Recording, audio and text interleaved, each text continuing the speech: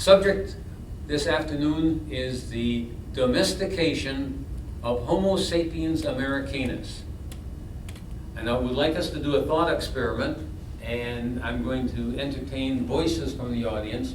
If you wanted to domesticate a species, if you wanted to domesticate a species and didn't care about any individual of that species, but you wanted over the course of time to have a species domesticated.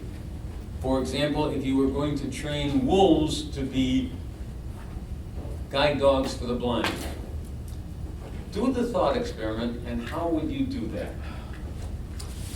I suggest that this is the way you would do it.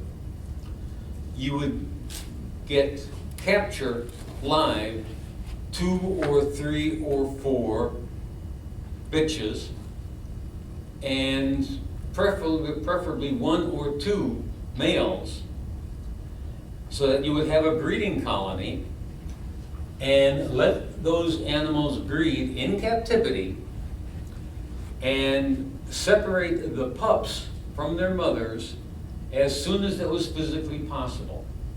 You might, as with kittens, let them stay with their mothers for 6 or 8 weeks, because it is an established fact that kittens can be adapted to humans and to human society in the first 8 weeks of their life. If they aren't exposed to humans and human interaction in those first 8 weeks, they're, whatever the word is, feral. They're basically wild animals. And if you've ever seen a cat that has, in fact, gone wild, heck, they're just like a bobcat or any other small feline wild animal. So let's take these,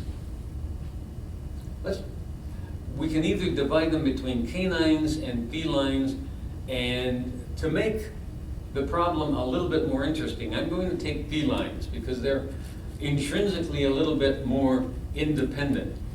So you're going to take these cubs away from their mothers. Mothers are going to complain like blazes, tough, away from them, and acculturate them to humans.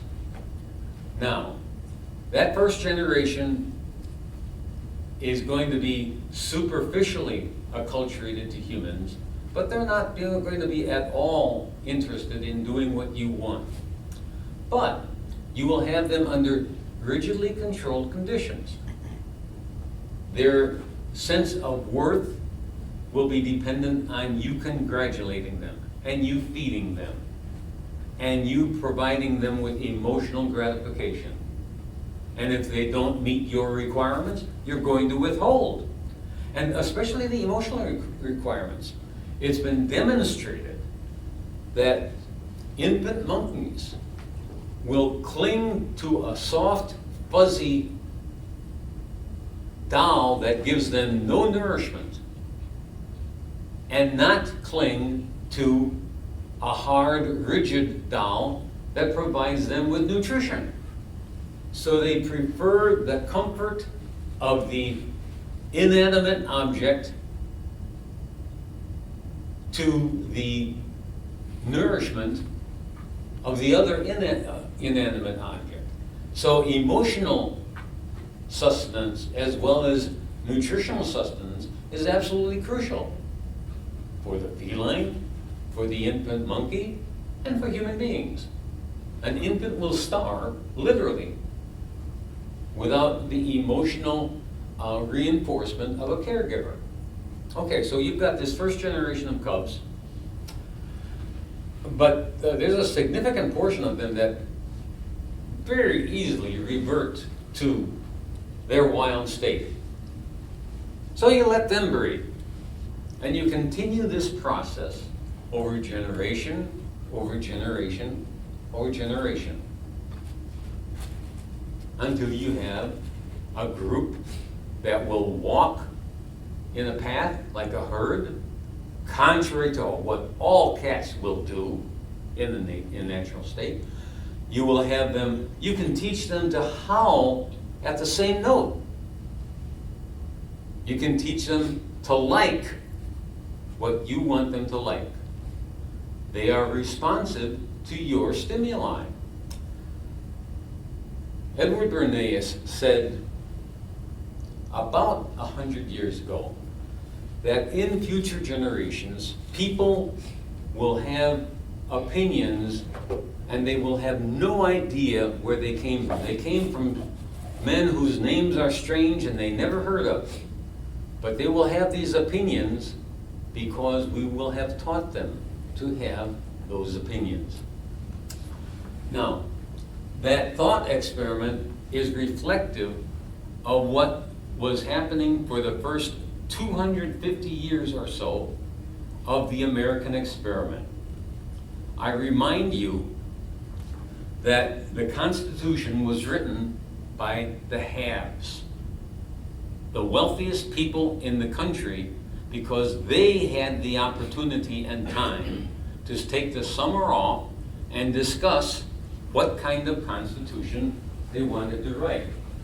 Equally importantly, when they decided to rewrite the Articles of Confederation,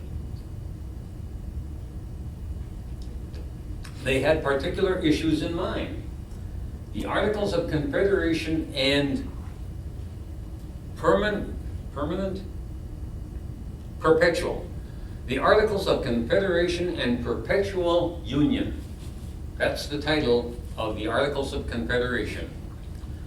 They dropped the phrase "and perpetual union" when they wrote the Constitution. Why? At least some of the states, particularly the southern states, wanted to be able to walk away from this federation.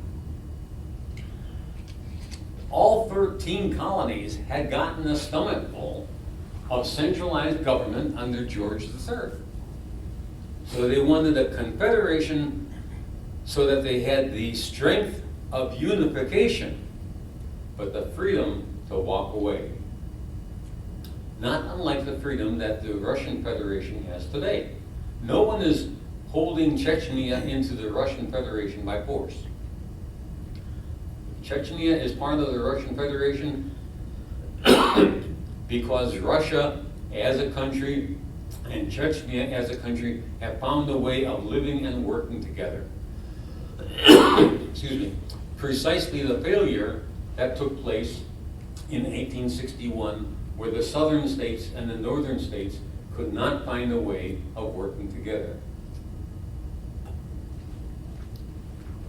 My grandson thought, and I hope I can correctly put that in the past tense, that the Civil War was fought over ending slavery. Well, if you read, well, let me put it this way. Ken Burns is the professional producer for documentaries for public broadcasting. He's done one on jazz, he's done one on baseball, and he's done one on the Civil War. Vietnam? Pardon? Didn't he do one on Vietnam? Yes, he's done one recently on Vietnam. At least with respect to the Civil War, he's given prostitution a bad name. By and large, at least prostitutes perform a useful social function, and I'm not at all certain that Ken Burns did in the production of the Civil War. Now, to be completely fair, virtually every one of the historians that Ken Burns used in the production of the Civil War joined him in that prostitution. There was one historian who said it very succinctly and accurately, but never developed a thesis. In point of fact, the Civil War was fought over the implications of a verb. From the United States are to the United States is. Now think of the relationship between are, a formal voluntary union of a group of entities, states, colonies, call them what you will, versus a unified state a centralized state. The United States is. Now, Canada was watching very carefully. I know that for a fact, and I suspect Mexico was watching very carefully. In fact, the world was watching carefully. The Tsar of Russia put warships at least in San Francisco and I believe in New York Harbor, basically telling the European powers, keep your damn hands out of this war. Because the Europe wanted, in a variety of fashions, they wanted one side or the other to win. Because it would have been beneficial, it would have been very beneficial to England if the Confederacy had succeeded in seceding. Because then they would have been able to deal with a weaker nation state for cotton, for the sale of British-made goods. They would have been in a better position to dictate terms. Whereas, before the Civil War, the North was dictating terms to the South in terms of tariffs. I want to show you a cartoon. Oops, lost it. Let's see if I can get this back. Yeah. I've made the assertion on more than one occasion that the Civil War was initially fought over tariffs. And this cartoon tends to demonstrate this. The South is skinny and is impoverished because they are selling cotton to Great Britain, but they have to buy their manufactured goods from the North. The South in the 19th century, its relationship to the northern part of the country was almost identical to the relationship of India to Great Britain at the very same time. India was a source of raw materials that they would sell at whatever price they could get from Great Britain, and India bought under constraint the finished goods of Great Britain. The South sold its cotton at whatever price it could get, and because of tariffs, because the tariffs that were charged Great Britain when they tried to sell hard goods to the South, the price, the combined price of the tariff and the price of the goods was higher than the price of the goods that the North was going to sell them. So they had to pay high prices either by buying from Britain at a low price and a high tariff, so the combined sum is high, or buying from the North that was protecting its industry by having a high tariff. That's the only, in fact, every country that has developed itself industrially has protected their own markets by establishing tariffs. Little sidelight for contemporary political understanding. In the last 2 years, since 2014, the West has imposed sanctions on the Russian Federation. Those sanctions have been a blessing for Russian industry. They weren't intended to be a blessing. They were intended to economically hurt Russia. But whereas because of World Trade Organization rules, Russia was not allowed to impose tariffs, the sanctions themselves have acted to impel Russia to develop its own industry. At one point in time, they were buying their missile engines from Ukraine. Now they're manufacturing themselves. At one time, they were buying foodstuffs from Western Europe. They are now a major exporter of wheat. They either are or will become the major exporter of GMO-free foodstuffs. So whereas the World Trade Organization rules would have prevented or made it very difficult for the Russian Federation to put tariffs on foreign imposed goods, foreign imported goods. The very sanctions helped Russia. It's kind of like the United States trying to shoot Russia and shooting itself in the foot, but that's a sidelight. This cartoon tells you the benefit of the tariffs for the North and the disadvantage of the tariffs for the South. If you read Lincoln's first inaugural address, he gives the best defense for black slavery you will ever want to read. And I'm going to go back in a bit and discuss the mentality of Westerners in the 19th century. A few short lines in Lincoln's inaugural address also said, but we will maintain the tariffs as they have been established. And shortly before Lincoln's election, Congress, as it was controlled by the northern states, passed a tariff law that was enormously punitive, much more punitive than the earlier tariff laws that had been passed. So the South had wanted a union that from which they could walk away, and they attempted to walk away from it. When Lincoln attacked, and that's exactly what he did, when Lincoln attacked the South, he changed the nature of the Union of the United States from a voluntary one to an involuntary one. Now, I want to share with you a few things about what was going on economically and politically in the United States at that time. Because from 1789 until 1861, you had fundamentally two trains of thought. I won't say they were Republican and Democrat, but you had the train of thought of people who wanted a centralized government in order to do great things. And I want to share with you some of the great things they wanted to do, because the programs were not nonsense. Henry Clay in the 1830s advocated three things that centralized government should do. They should have a federal central bank.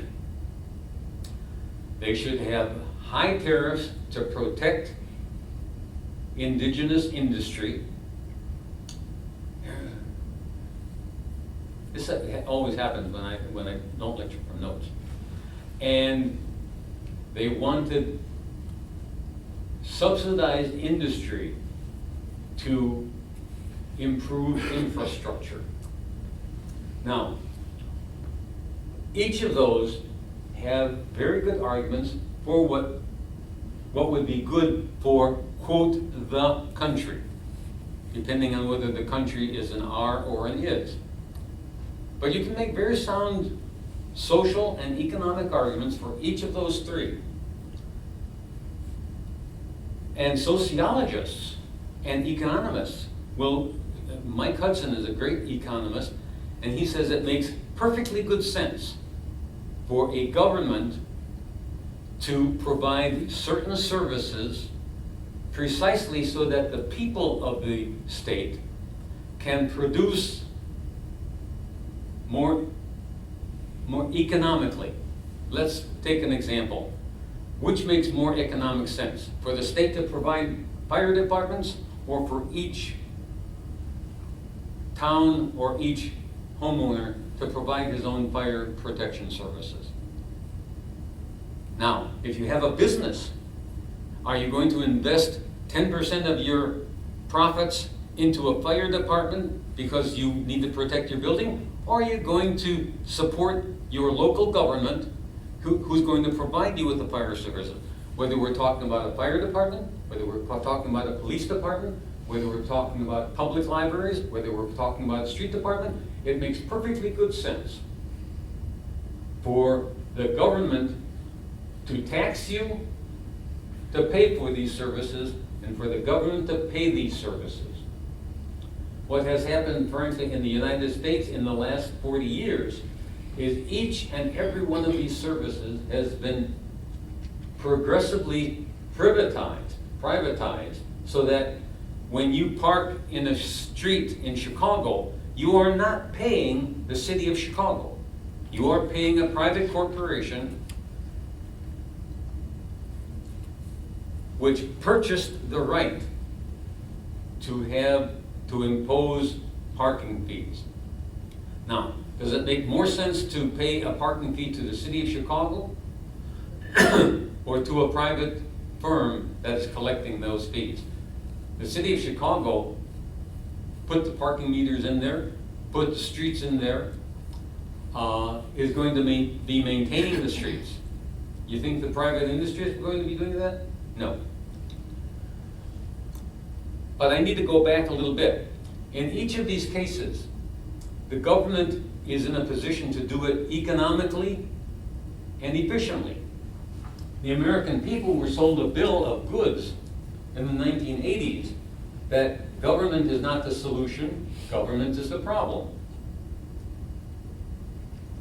Well, it's not government that's the problem. It's not big governments that's the problem. It's corrupt government that's the problem. Abraham Lincoln, before he was elected president, rode through the hills and the meadows of Illinois in a private railroad car, because he and the railroads that were extending their rail system had a lovely working arrangement that Lincoln would support public subsidization of the railroads, and the railroads would support Lincoln's bid for election. Kind of a sweetheart deal, okay? So corruption, going back to the election of Solon in ancient Athens, Solon was running against a very wealthy opponent, and the wealthy opponent tried to buy votes. Solon was smarter. He promised offices to the people who would support him. And Solon was elected, and you had one of the initiations of corrupt government. Now, how you avoid that is another problem entirely. When Benjamin Franklin was asked whether or what kind of government the Constitutional Convention had created, Franklin responded, "A republic, if you can keep it." Now, in 1789, the Articles of Confederation were revised precisely because some of the colonies, some of the new Confederate states wanted a stronger centralized government than they had. The Shade Rebellion had just recently been put down in Massachusetts. The southern states were having continuous problems with slave rebellions. Not a well-advertised fact, but it's true. So each individual state had its own reason for wanting a little stronger central government. But the Confederate States in particular had a strong reason for wanting to be able to walk away. The Southerners were not stupid. They saw that their relationship with the industrial North was very similar to the relationship of India to Great Britain. And they did not particularly like being the low people on the totem pole. That was a constant threat. Henry Clay, 30 years before Lincoln, was advocating public subsidies of private industry, a centralized banking industry, and high tariffs to protect that industry. Basically, Clay's program was designed to enhance local industry at the expense of the local agrarian society. Now, would it have been possible to negotiate a more workable arrangement? You betcha. If you had reasonable people on both sides saying, we've got to have something that's more manageable, or we're going, even with slaves, we're not going to be able to produce to the extent that we need to be able to produce. Indeed, it's worth pointing out there were only two groups of people who thought the Civil War should be fought to end slavery. The black people of the South, who were almost universally slaves, and a small 2% at most of Northeasterners, of the abolitionists. But I want to point something out, and this reflects very interestingly on how we evaluate the morality of the 19th century. With the possible exception of a few percentage of those abolitionists, no white person wanted the black people to remain in the States. Lincoln had a program for removing them to Jamaica, to Haiti, or to Africa. The thesis of NIMBY was universal.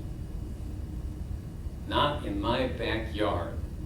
Moreover, the idea that black people were intrinsically inferior was obvious to every white person in the United States.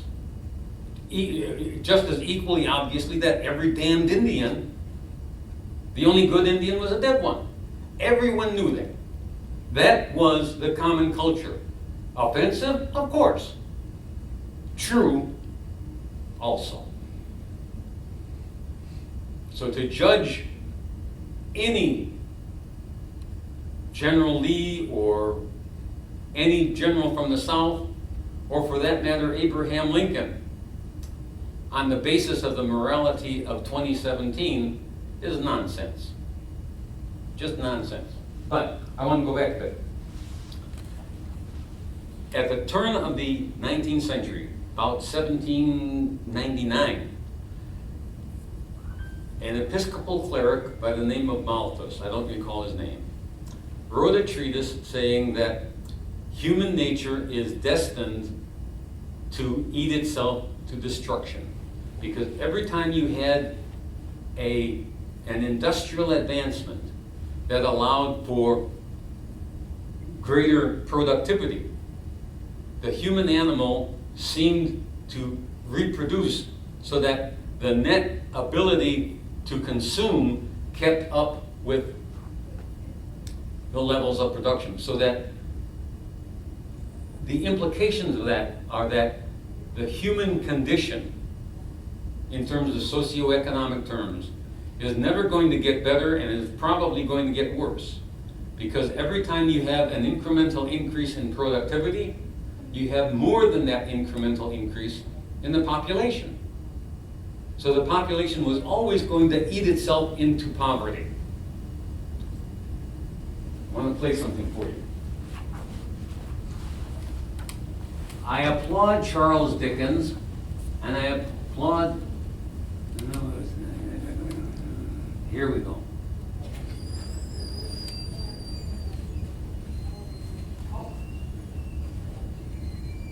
This is a scene from the best production of A Christmas Carol you'll find.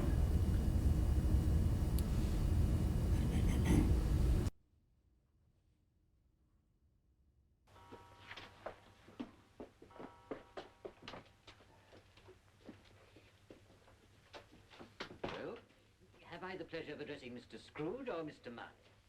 Mr. Marley has been dead these 7 years. In fact, he died 7 years ago this very day.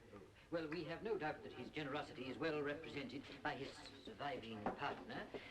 At this festive season of the year, Mr. Scrooge, it is more than usually desirable that we should make some slight provision for the poor and destitute. Are there no prisons? Plenty of prisons. And the union workhouses, are they still in operation? They are. I wish I could say they were not. And the treadmill and the poor law, they're still in full vigor, I presume? Both very busy, sir. Oh, from what you said at first, I was afraid that something had happened to stop them in their useful course. I'm very glad to hear it. I don't think you quite understand us, sir. A few of us are endeavoring to raise a fund to buy the poor some meat and drink and means of warmth. Why? Because it is at Christmas time that want is most keenly felt and abundance rejoices. What can I put you down for? nothing. You wish to be anonymous. I wish to be left alone. Since you ask me what I wish, sir, that is my answer. I help to support the establishments I have mentioned. Those who are badly off must go there.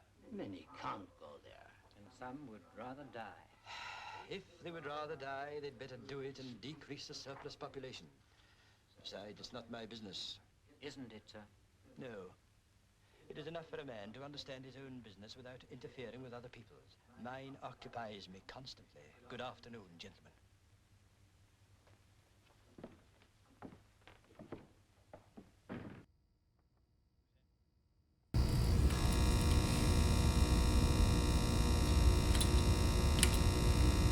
Charles Dickens did an excellent job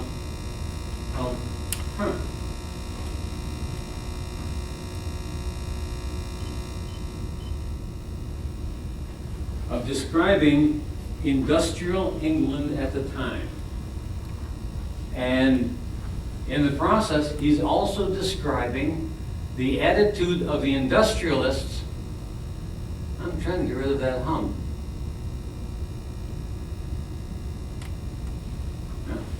Try one more time. The attitude of the industrialists in the United States. Remember I said that the Constitutional Convention was staffed by the haves of the South and the haves of the North. A vote was taken near the conclusion of the convention as to whether they should include a Bill of Rights in the Constitution. And that vote, hands down, by a vast majority, the response was no Bill of Rights. Okay? Their attitude was the country should be run by the people who own it. Now that's an appalling thing to say, but I applaud the candor of the person who said it. The opposite argument is made by James Stewart in the movie A Wonderful Life. Because when he's talking to Mr. Potter, he says, those rabble that you despise do most of the living and dying in this country. That's also a sound argument. It's a question of whether you run the country for the people who own it, or whether you run the country for the benefit of all. Remember the Declaration of Independence? All men are created equal. Now, even though we know that if Thomas Jefferson wrote it, he was thinking of all white, economically sufficient white men. But we have sense enough not to change that to say white economically men. We understand today that whatever Jefferson meant, we mean all human beings, male, female, etc., black, white, yellow, green, polka dot. That's what we mean when we say all men are created equal and are endowed by their creator with certain inalienable rights. Very interesting. Jefferson knew that he was not going to get the impoverished of the United States to support him if he said life, liberty, and property. Those were the three rights that were widely accepted. The right to own and protect property, the right to move about freely, the right to live freely. One of the beauties of the Northeast was that each town could accept or reject someone passing through who wanted to settle there. Which means that the people voted on who moved in, as well as the person moving in voting on whether he's going to move in. Government on the smallest scale possible proved to be the most efficient at creating a culture where people could live in peace with one another. Different story.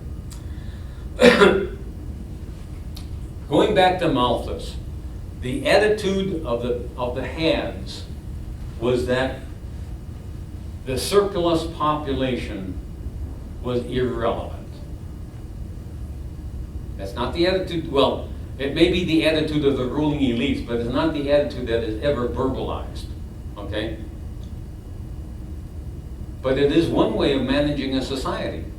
One way of managing the society is to get the cooperation of everyone in the society to produce what they can and to consume what they need.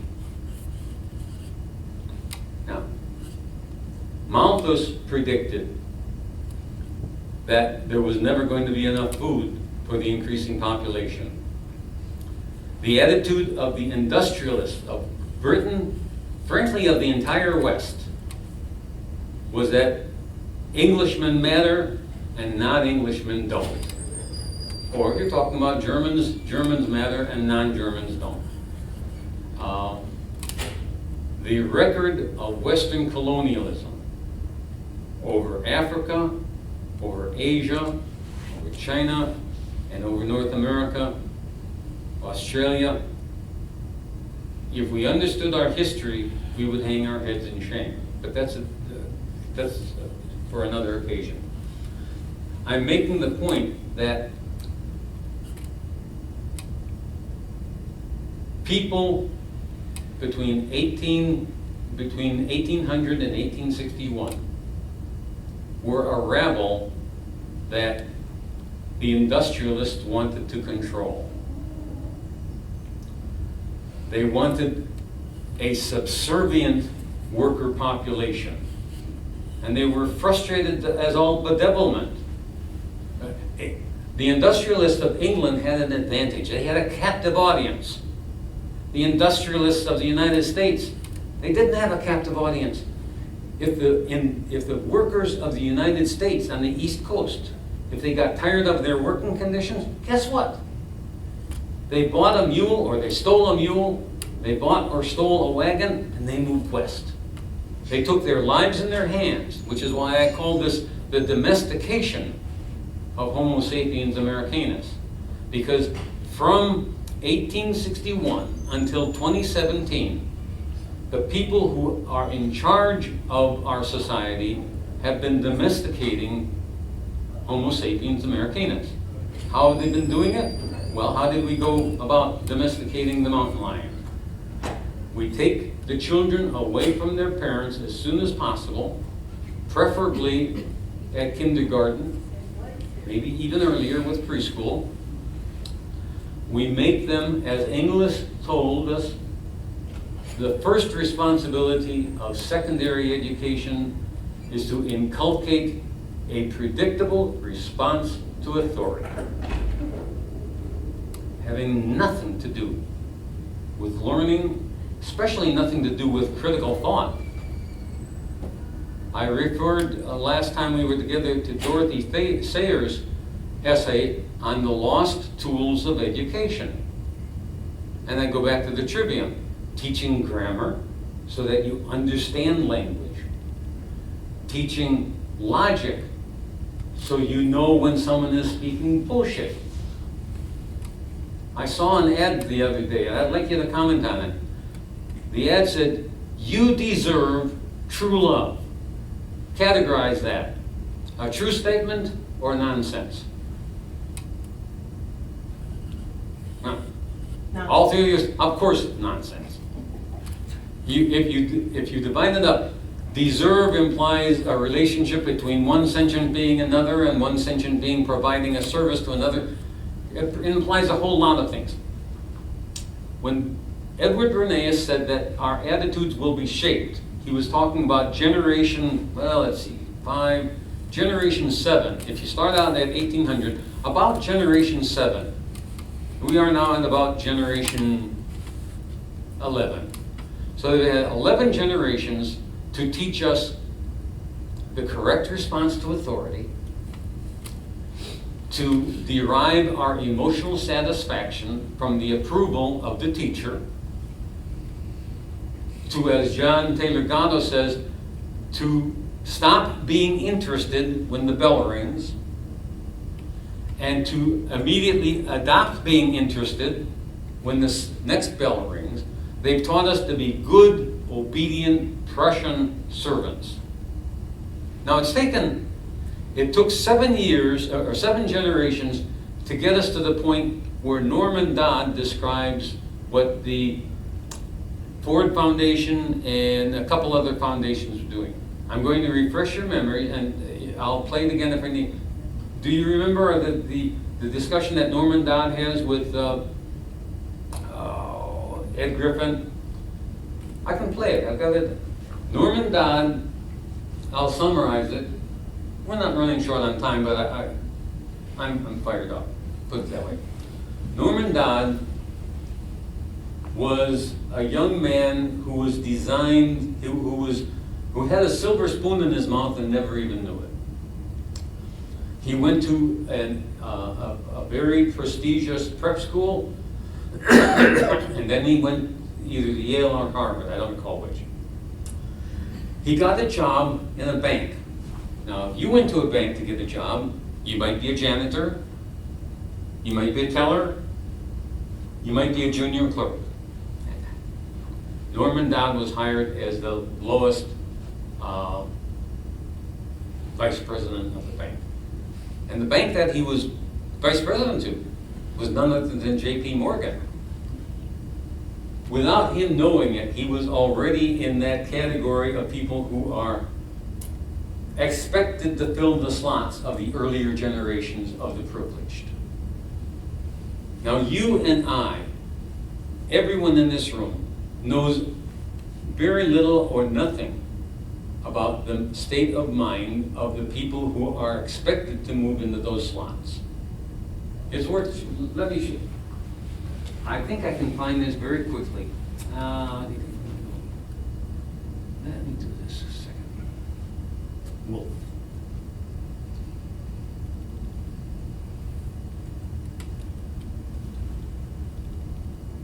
Yes, Richard Wolff gives us a little description. Come on now. Oh, wrong. Gives us a little description of the privileged class, and it takes at least 3 generations to develop the attitude of the privileged class. Norman Dodd was in the privileged class, but for some reason didn't know it. And I'll go on with that in a few moments.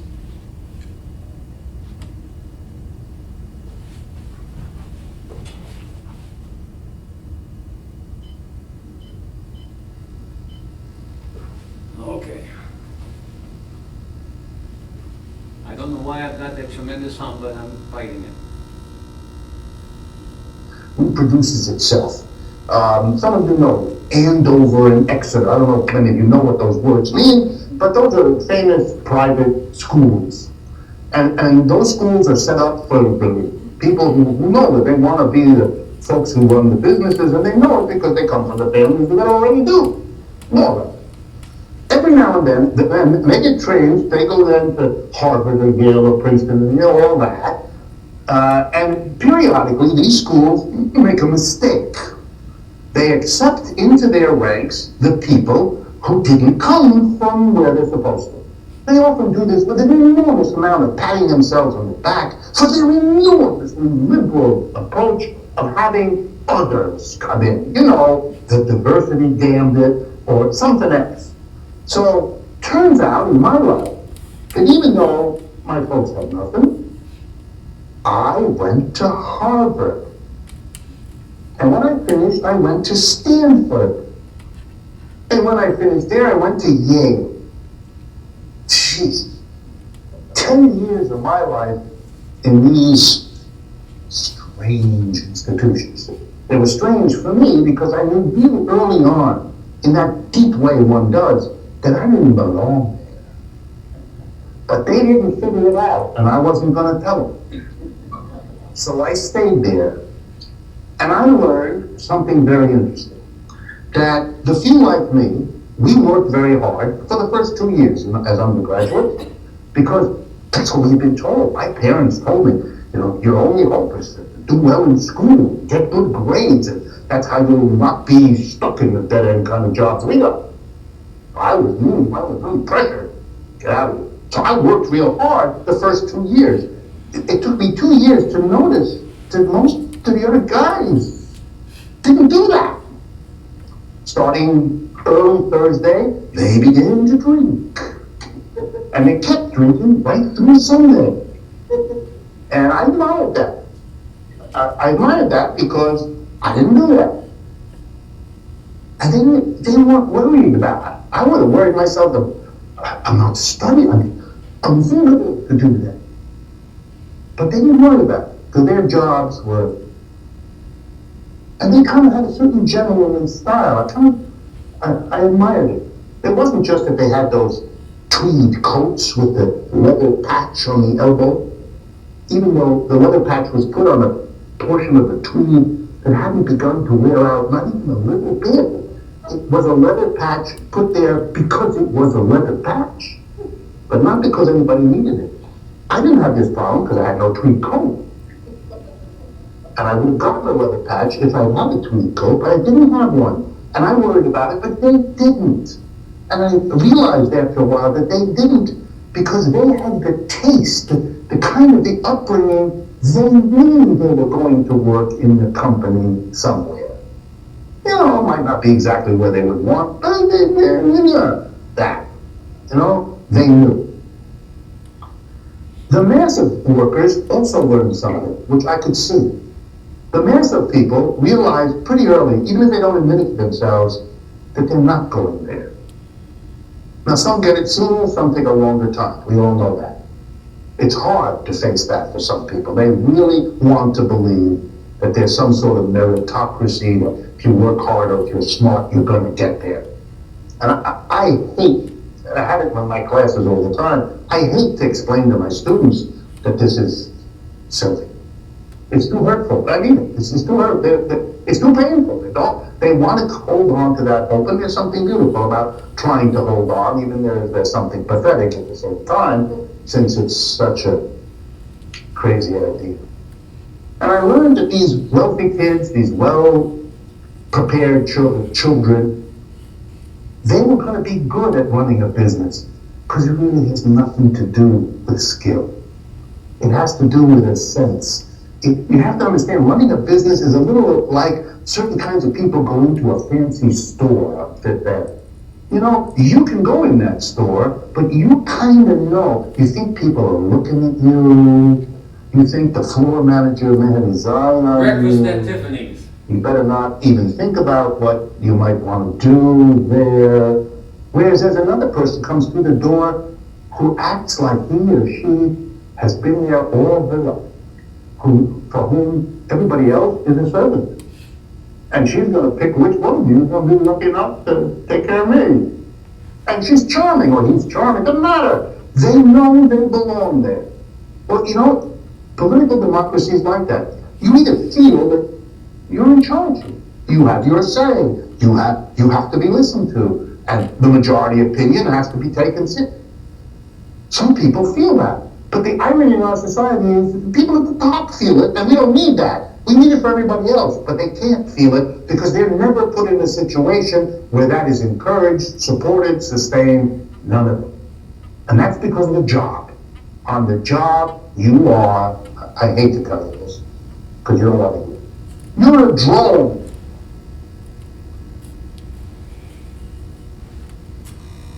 I wanted to get Dick Wolf's point on class because without knowing it, Norman Dodd was destined for one of those jobs. When he got the job at J.P. Morgan, he was the most junior vice president. But Dodd had a problem. He was an honest individual. And being an honest individual, he raised certain questions. And because he was a questioner, he was given the absurd task by the guy above him to go and find out what caused the Great Depression, because he got these instructions in the early 1930s. What caused the Great Depression? And what could they do about it? And he was silly enough to accept the assignment, and he came back and said, we're going to do A, B, C, and D. And his supervisor said, basically, what you're saying is we need to adopt sound banking principles. at the J.P. Morgan Bank. And Mr. Dodd said, I think that's a good summation. That's right. And his supervisor said, Norm, you will never see sound banking principles employed in the United States again. Economic forces have released competing forces that will never be subjugated, and so you will never see sound banking principle employed again. Now, he didn't say it, but I'm going to suggest that the foundation of that statement was in 1913 when the Federal Reserve Bank was established, but I can't prove that. But what he is saying is that the banking industry is no longer simply a banking industry. It has other tentacles that have competing interests. Now, God was not happy with that, and he made his unhappiness apparent, and as a result of which he resigned twice. The first time he resigned and he was given a task that he was able to fulfill, and having fulfilled it, he was promised a ridiculous amount of authority. When he tried to exercise that authority, people basically ignored him and patted him on the head and said, go play golf, Norm. And so he resigned the second time. He could not waste his time with his feet on the desk, drawing a really good salary. He considered that an ethical and personal lie. So he resigned again. And this time the resignation was accepted.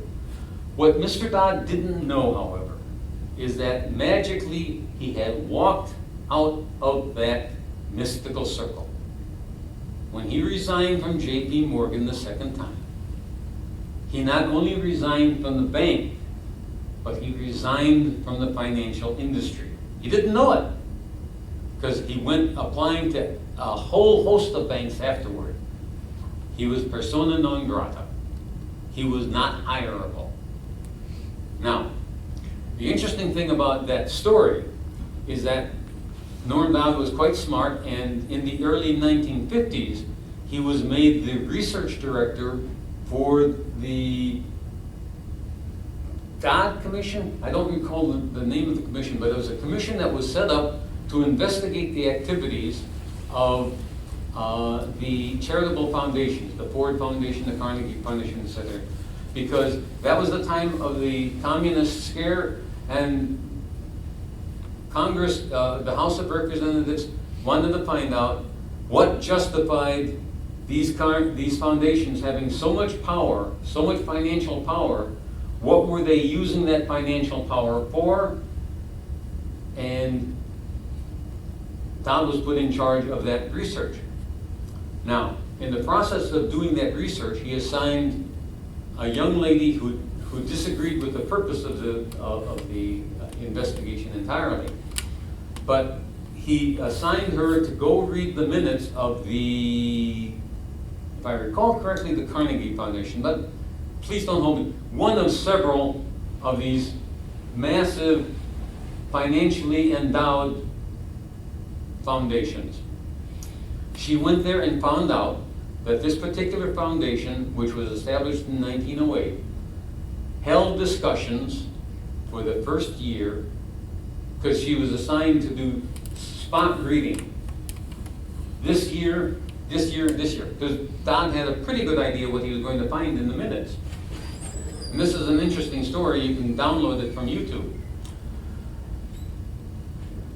What she found that they spent, the officers of this foundation spent the first year discussing, is there any way known to human beings for altering the life of an entire nation more effectively than war? Now I'm going to translate that. They wanted to change the direction in which American society was developing. So they were looking at ways of changing the direction in which American society was developing, and asked, is there any more effective way of changing it than getting us involved in a war? At the end of the discussions, they determined that there was no more efficient way. So their next step was, or their next question was, how do we get the United States involved in a war? A few years later, 1914, Europe is at war, and the American people wanted to stay the hell out. Now, the bankers wanted to get involved in war for one reason. Lots of money to be made there. Industrialists wanted to get involved in war because lots of money to be made there. The American people wanted to stay the hell out. It was only when certain newspapers got on board, and there's a separate story about Zionist influence there. When certain newspapers got on board and started selling the Germans as Huns and as baby killers, then the American people emotionally became willing to become engaged in the war. As a result, Zionists got the promise of Palestine. But that's another segment of the story. My story here is the foundations wanted to shape society in a particular direction. Subsequent to World War I, these same foundations decided they needed to change educational institutions. They needed, among other things, to change the way American history is taught. Now, why would you want to change the way American history is taught? Maybe you want to create a militaristic society that reflexively supports war. Maybe you want to celebrate a society that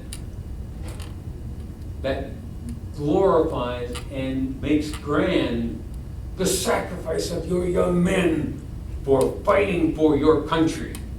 Kind of the same way we are asked to stand up and give first access to go boarding a plane today to the enlisted and the uniformed personnel. Starting in 1908, we were headed towards what subsequently is called collectivization. So that you and you and you and you and me think a whole lot alike. And when the rewards are given for thinking like Russ does, and the strange looks are given to you because you don't think like Russ, guess what? A whole lot of people are going to start thinking like Russ. And a whole lot of people who don't think like Russ are going to keep their darn mouths shut. Now, that was in 1908.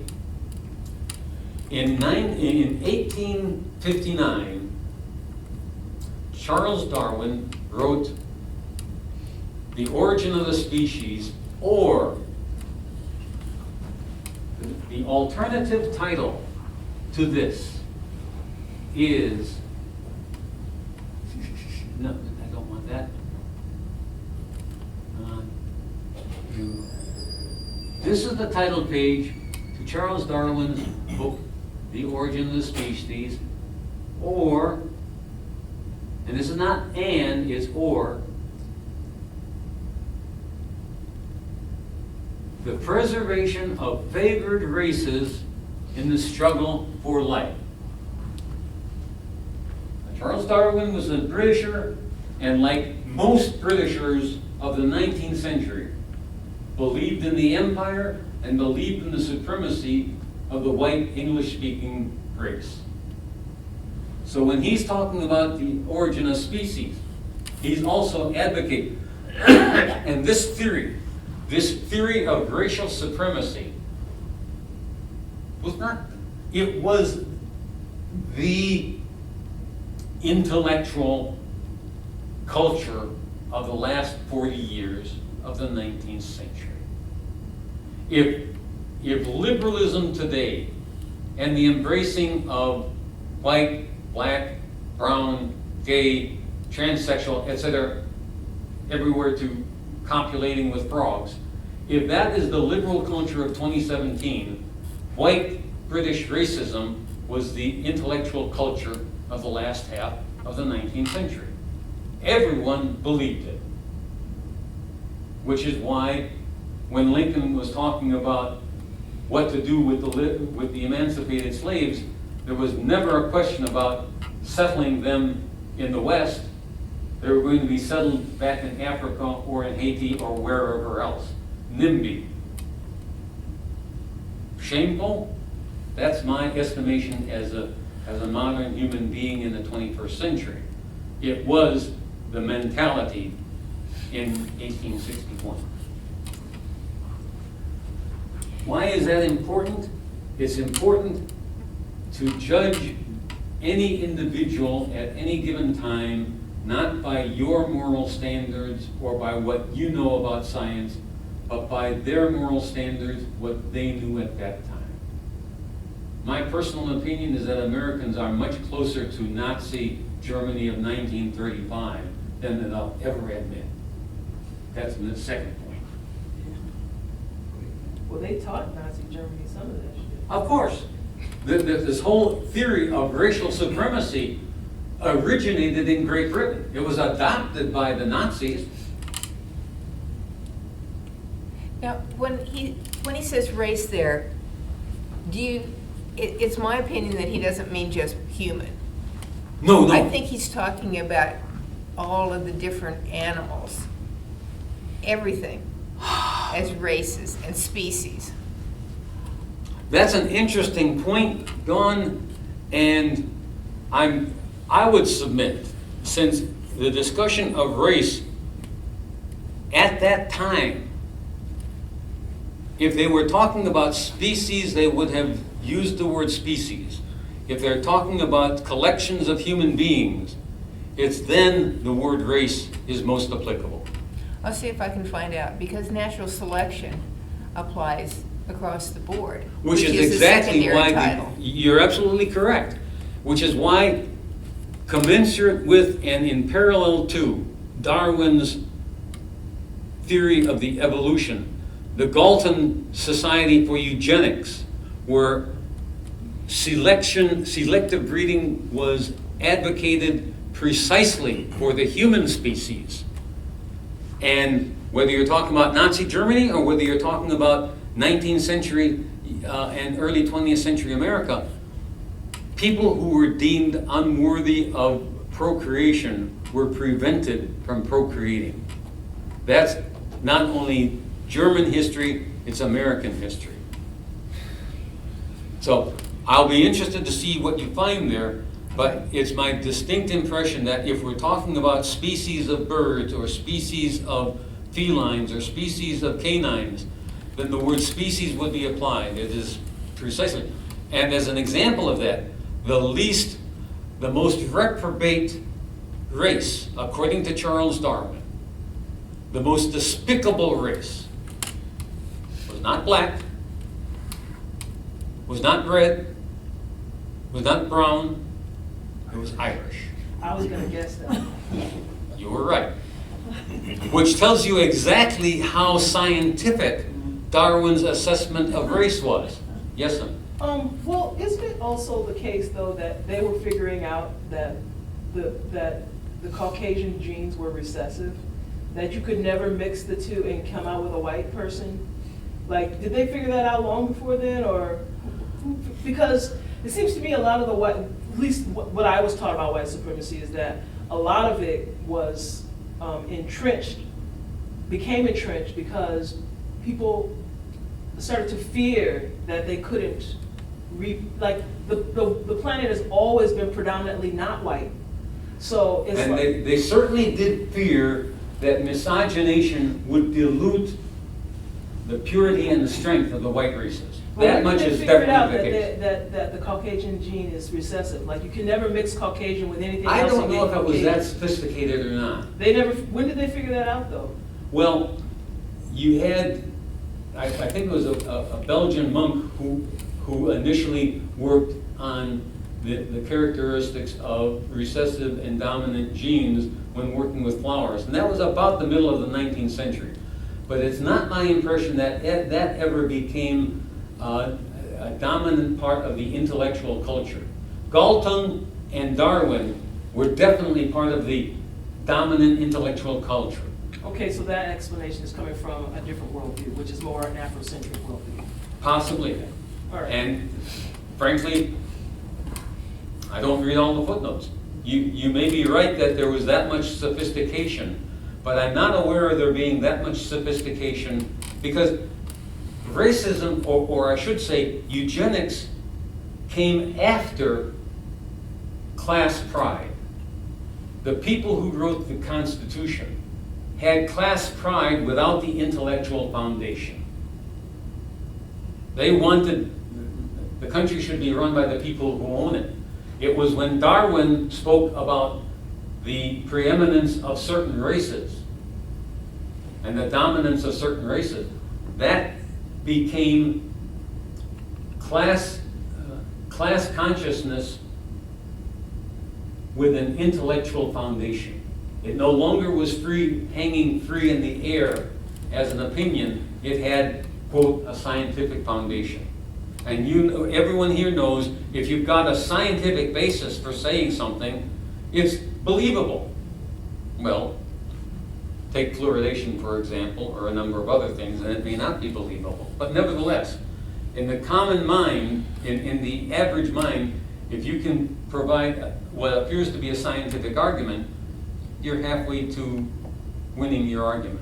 Well, I'm really curious because, I mean, I don't know what the topic of today's lecture is because I came in late, but it seems to me that the emergence of that intellectual definition kind of converged, I mean, race and class kind of converged, even in trying to justify colonization or justify slavery or justify the expendability of certain populations. You know, like, those two things coincided. So like, yes, maybe the Brits were first like, you know, class pride is, you know, the main thing. When they were throwing the peasants off of their land and you know, like, it was about money. But at some point, those two things, race and class became... They did converge and justify one another and defend one another. Can you say anything more about that? It was developing in the last 40, after Galton's writing and Darwin's writing. It was in those 40 years at the end of the 19th century where all of the schools that Wolf mentions are developed in the United States so that the wealthy boys would meet, date, and copulate with the wealthy girls, most of whom were white, all of whom were wealthy. In other words, you had the intellectual foundation and you had the social stratification that guaranteed the repopulation of the wealthy classes by the wealthy classes.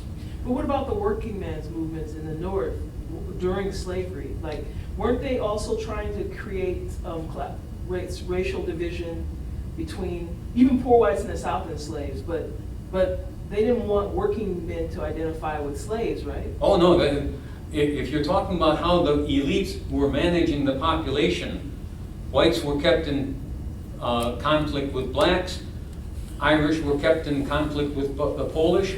The Irish were mad as hell in New York when Lincoln issued the Emancipation Proclamation because they saw the liberation of the blacks as competing with the Irish for the only jobs they had in New York. And they were damned if they wanted to fight and die for the liberation of blacks who were going to be competing with them for jobs.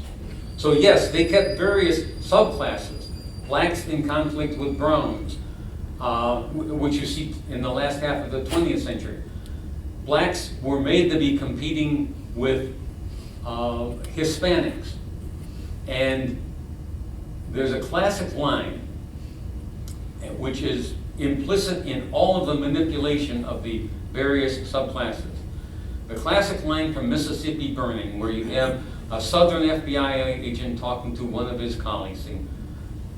He's quoting his father, who was a white Southern sharecropper farmer, dirt poor like his black and white neighbors. And his father did something horrendous to a black farmer over in the next field. And the father said in explanation to his son. He said, son, if you ain't better than the nigger, who are you better than? That whole idea that human beings never want to be at the bottom of the totem pole. So if you are number 8 on the totem pole and I am number 7, I'll let myself feel a little superior to you, and I can feel a little inferior to whoever is number 6 on the totem pole. And that element of stratification of society existed in colonial times. You had the indentured servant, who was a little better than the slave, and you had the free man, who was a little better than the indentured servant, and you had the money class, who was a little better than the free man. And the ruling elites have been extraordinarily effective at manipulating the mentality and the thinking of the people underneath them. If you look at Hollywood, Edward Bernays had the advantage of the printing press and did a great deal to corrupt American society with public relations. But look how much potent his armamentarium became when instead of having pictures, you had moving pictures. And then not only did you have moving pictures, but you had talking pictures. Then you had talking boxes in the form of radio. But talking boxes still require you to think a little bit. When you got the talking box with a picture, you could be influenced not by words, but by visions. And the military learned very effectively from the Vietnam War that they lost public support in the United States, not because of Edward R. Murrow or Walter Cronkite, but because of visual images of GIs shooting and being shot, of that little girl burning alive with napalm. Those visual images are much more important to Edward Bernays than the printed word, because I can influence your emotions without ever using words with the visual images. Same thing with the civil rights movement. I mean, that helped catapult it into national. Absolutely. And what is being used to influence American thinking now? How about those little black boxes that people walk around? I sat at a dining table with family members a week or so ago. There were 4 people there. 3 people were looking at these damned LCD images. I was the only one who was willing to talk. Now, maybe that they didn't want to talk to me. I don't know. But when people allow themselves to be programmed, I guarantee you, they will be programmed. That's why I call this the domestication of Homo sapiens americanus, because the ruling powers, starting before 1861, but the federal government achieved a strong central government in 1861. It has been the downfall of democracy ever since. Democracy with a strong federal government means that the real power in government becomes progressively removed from the lives of the people it is affecting. I have the potential of changing something in Iowa City. I do not have a ghost of a chance, individually, of changing things in Washington, D.C. Now, in addition, who is interested in farming in terms of commerce? Agribusiness. The people who sell fertilizer, the people who sell seed, the people who subsidize chicken farmers and establish the rules for chicken farmers. There's a revolving door in the Department of Agriculture between the people in the agribusiness business and the Department of Agriculture. Who is interested in military armaments? Well, obviously the Department of Defense. You have a revolving door between the generals in the military and the boards of directors of Boeing, Lockheed, et cetera, et cetera. You've got that revolving door.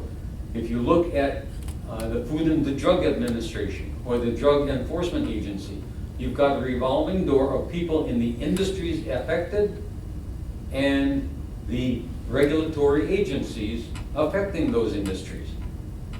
Who's in charge of the Treasury and the Federal Reserve? The people in the finance industry. Yeah. You have, So we're pretty well screwed.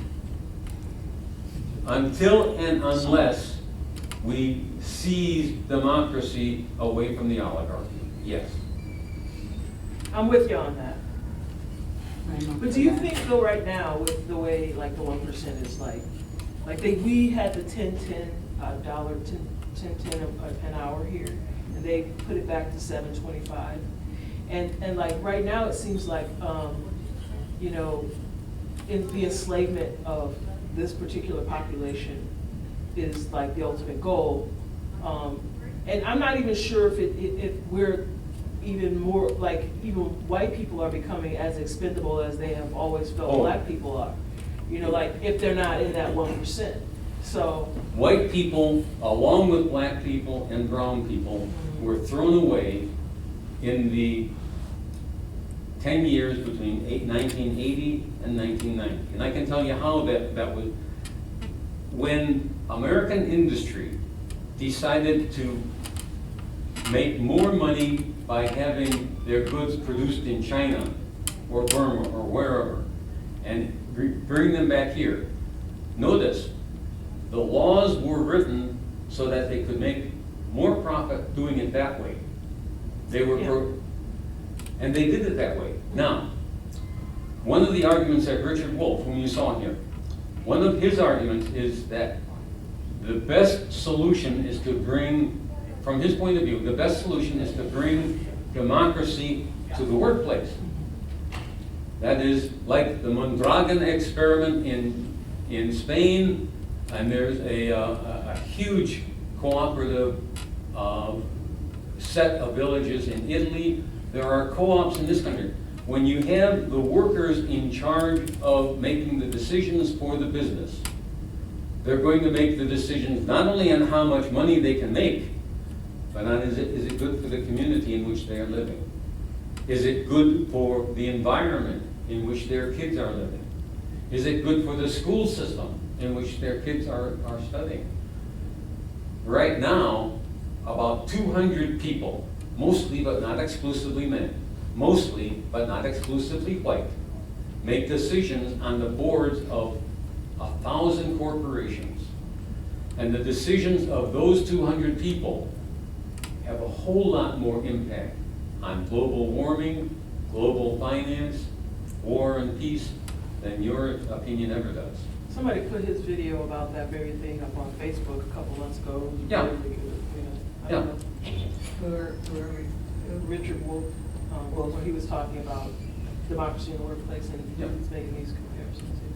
Well, I wanted you to be exposed to the idea that this is, the fact that we are so stupid, and I include myself, I mentioned to Dawn before we started class, I'm an excellent example of how stupid smart people can be, because I learned to be a good chemist, a good physicist, a reasonably good mathematician. I even learned how to be a reasonably good theologian, as long as my critical faculties were confined to this problem-solving area.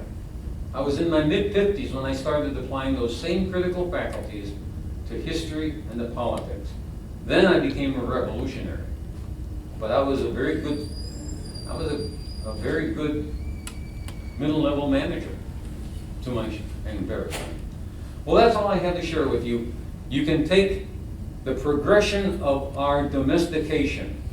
The domestication started with letting workers fall into the Bessemer furnaces and letting the Chinese die in dynamite explosions in the process of moving the railroads west.